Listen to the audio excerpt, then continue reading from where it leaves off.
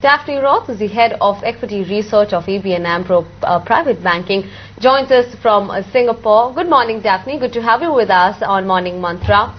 Now, with the second bailout, do you think Greece issue has been resolved or has it been postponed?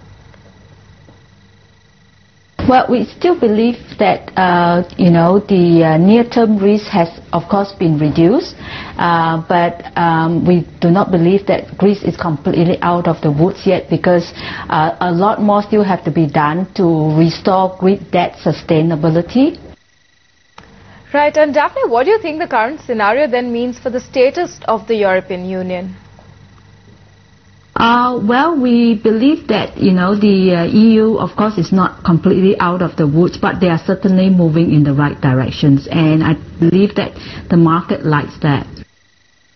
Right, and what's your view on India, which has outperformed on the way up to other emerging markets? Do you think the momentum for such a rally could continue?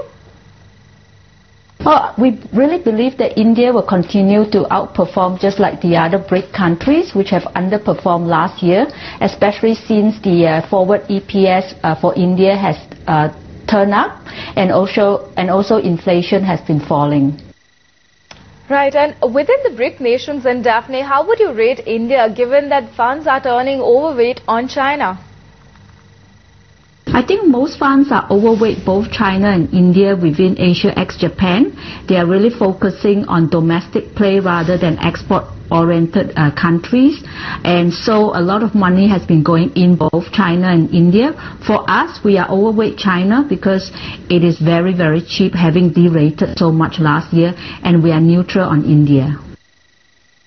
Will emerging market equities continue to see more flows? Will long-term asset allocations increase the weightage to the region from average 12 to 13% of EM portfolios?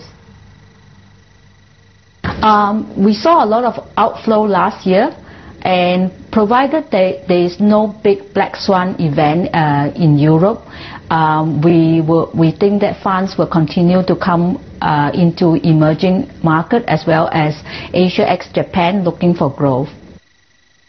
Right, and Daphne, lastly, before we let you go, what's your sense on the emerging market currencies and more specifically on the rupee as well? How much more upside do you see from here on?